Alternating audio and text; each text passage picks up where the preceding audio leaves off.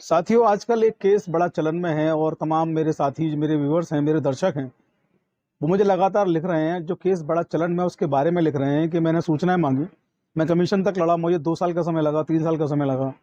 उसके बाद जब कमीशन में मामला पहुंचा तो उन्होंने सन 2012 का एक सुप्रीम कोर्ट का केस है, उसका हवाला देते हुए सेक्शन 8 क्लॉज 1 क्लॉज जे की सूचना बताते हुए मेरे आवेदन को खारिज कर दिया, निरस्त कर दिया। मैं बहुत निराश हूँ, बहुत दुखी हूँ, बहुत व्यथित हूँ और मैं इतना परेशान हूँ कि मुझे लगता है कि इंडिया में कोई कानून नहीं, मुझे लगता है कि कुछ नहीं हो सकता, मुझे लगता है कि सिस्टम करप्ट हो गया, मुझे लगता है सिस्टम सड़ गया। इस तरीके के कमेंट्स हमें मिल रहे हैं लगातार। तो हमने चौधरी लीगल एसोसिएट की टीम ने सोचा कि क्यों ना इस चीज़ को देखा जाए, इसको डिफाइन किया जाए कि आखिर है क्या, इस पर सर्च किया जाए, इसको रिसर्च किया जाए कि आखिर इस ऑर्डर में ऐसा है क्या।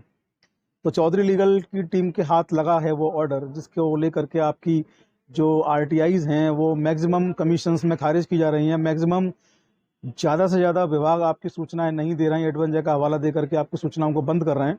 कमीशंस आपकी जो सूचनाएं हैं, अपीलों के बाद भी कमीशन में आप पहुंचते हैं तो वहां से आपकी अपीलों को खारिज किया जा रहा है कमीशंस के द्वारा। कई बार हाईकोर्ट से भी आपकी अपीलों को खारिज किया जाता है। तो आखिर ये मसला है क्या, आखिर ये केस है क्या, इस पर पूरा डिस्कस करेंगे। और आज मैं आपको बताऊंगा कि कैसे एजेंसीज और कमिश्नर्स इस ऑर्डर का दुरुपयोग कर रहे हैं, ऑर्डर वास्तव में क्या है और क्या इस ऑर्डर का वर्तमान में उपयोग हो रहा है, कैसे इसका दुरुपयोग सूचना आयोगों के द्वारा या विभागों के द्वारा किया जा रहा है। तो वीडियो को शुरू करने से पहले मैं Pratik Chaudhary advocate, Chaudhary legal associate पर आपका स्वागत, आपका वेलकम करता हूं। इसके साथ मैं आप लोगों से निवेदन करता हूं कि आप लोग जिन्होंने भी अब तक चैनल को सब्सक्राइब नहीं किया है, चाहे वो नए व्यूवर्स हैं चाहे वो पुराने व्यूवर्स हैं, आप लोग चैनल को सब्सक्राइब कर लें और जो नोटिफिकेशन बेल है उसको ऑल पर सेलेक्ट कर लें, जिससे हमारे वीडियोस जब भी अपलोड हो उनका नोटिफिकेशन आपको मिले और आप तत्काल रूप से वीडियोस को देख पाएँ। कई बार मुझे कई साथियों ने कंप्लेंट की है कि सर आप बहुत स्पीड से बोलते हैं, तेज़ी से बोलते हैं। तो ये मेरे बचपन से मेरी आदत है और हमारे लीगल प्रोफेशन में जल्दी बोलना भी चाहिए, तो ये मेरी आदत है। इससे आप लोग परेशान ना हो, आपको सब कुछ समझ में नहीं आता है आप पूछ सकते हैं। मैं बहुत कंट्रोल करता हूँ, मैं सोचता हूँ धीमे बोलूँ, लेकिन बचपन से स्पीड है तो वो रहती है ऐसी। हालांकि मैं कोशिश करता हूँ कि आपको कोई नुकसान इससे ना हो, आप सुन पाएँ पूरी बात को। तो आप हमारे फेसबुक और इंस्टाग्राम पेज को भी फॉलो कर सकते हैं, आईडी सेम है चौधरी लीगल एसोसिएट, लिंक आपको डिस्क्रिप्शन में मिल जाएंगे। तो आइए शुरू करते हैं आज का वीडियो। आज का जो वीडियो है, जो टॉपिक है, वो बड़ा इंटरेस्टिंग है। लगातार कई व्यूवर्स के मैसेज आ रहे हैं, बड़ी निराशा भरे उनके मैसेज आ रहे हैं। उनको लगता है कि कुछ नहीं हो सकता, सिस्टम सड़ गया, सिस्टम करप्ट हो गया। और लोगों को आज मैं बताऊंगा कि ये ऑर्डर आखिर वास्तव में है क्या। तो सबसे पहले इस ऑर्डर का आप नाम नोट करिए। इस ऑर्डर का नाम जो है, वो जो साइटेशन है वो है गिरीश रामचंद्र पांडे वर्सेस सेना सूचना आयुक्त व अन्य, 3 अक्टूबर 2012 का सुप्रीम कोर्ट का ये आदेश है। आप लोग इसको नोट कर लीजिए। और इस आदेश में हुआ ये कि 2008 में एक व्यक्ति ने क्षेत्रीय भविष्य निधि कार्यालय जो होता है वहां से एक आरटीआई का आवेदन दिया।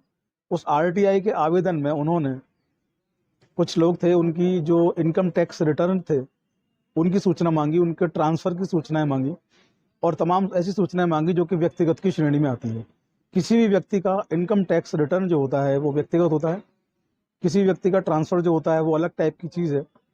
तो सबसे बड़ा मुद्दा इसमें ये रहा कि उन्होंने इनकम टैक्स रिटर्न्स उसमें मांगे और उसको लेकर के उस जो उनके पीआईओ थे, जन सूचना अधिकारी थे, उन्होंने सेक्शन 8 क्लॉज 1 क्लॉज जे का हवाला देते हुए उनकी अपील को खारिज कर दिया, बंद कर दिया आवेदन को। इसके बाद उन्होंने प्रथम अपील करी, प्रथम अपील भी इनकी खारिज हुई सेक्शन 8 क्लॉज 1 क्लॉज जे में।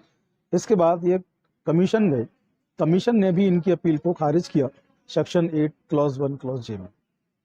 अब मुद्दा था कि क्या किया जाए, तो ये हाईकोर्ट गए और हाईकोर्ट में जब ये पहुंचे तो हाईकोर्ट ने जो ऑर्डर जारी किया, हाईकोर्ट ने भी सेम कहा कि आपने जो सूचनाएं मांगी हैं वो व्यक्तिगत सूचनाओं की श्रेणी में आती हैं।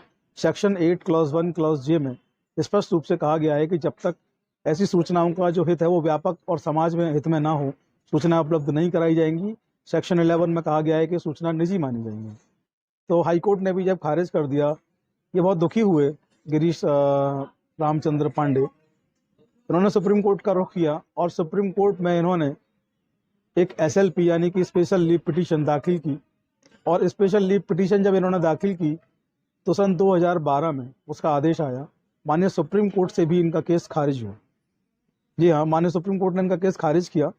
और सुप्रीम कोर्ट ने इनका केस जब खारिज किया, चूंकि इन्होंने कुल 15 बिंदुओं पर सूचनाएं मांगी थी और इनकी सूचनाएं जो थी वो व्यक्तिगत टाइप की थी, उनका जनहित में कोई वास्तव में कुछ मतलब था नहीं।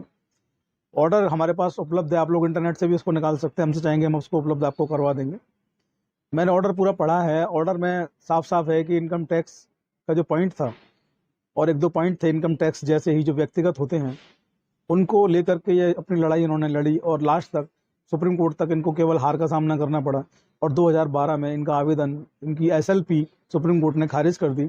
और 2012 के बाद पूरे देश में इस केस से एक चलन बन गया कि आप जब किसी की कोई भी सूचना मांगते हैं, चाहे वो देश हित में हो, चाहे वो समाज हित में हो, चाहे वो भ्रष्टाचार को साबित करने वाली सूचना हो, जन सूचना अधिकारी, पीआईओ और अपीली अधिकारी और कमिश्नर्स इसी आदेश का हवाला दे करके आपके जो आवेदन है आरटीआई के, उनको खारिज कर दिए रहे हैं।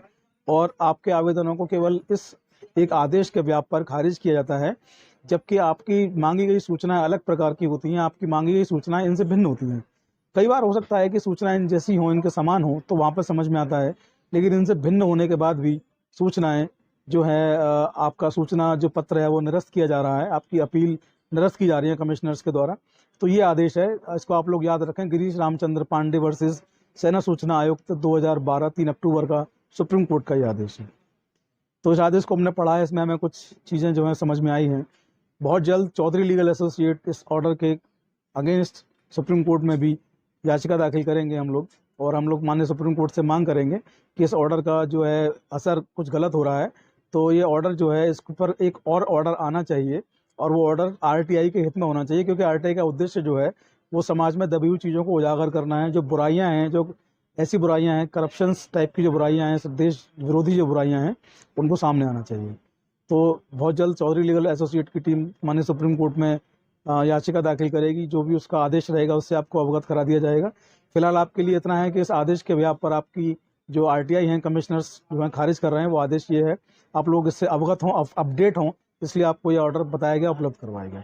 तो आज के वीडियो में इतना ही। आप लोग बने रहिए चौधरी लीगल एसोसिएट पर। जल्द होगी आपसे मुलाकात अगले वीडियो में। तब तक के लिए दीजिए इजाज़त। जय हिंद, जय भारत, नमस्कार।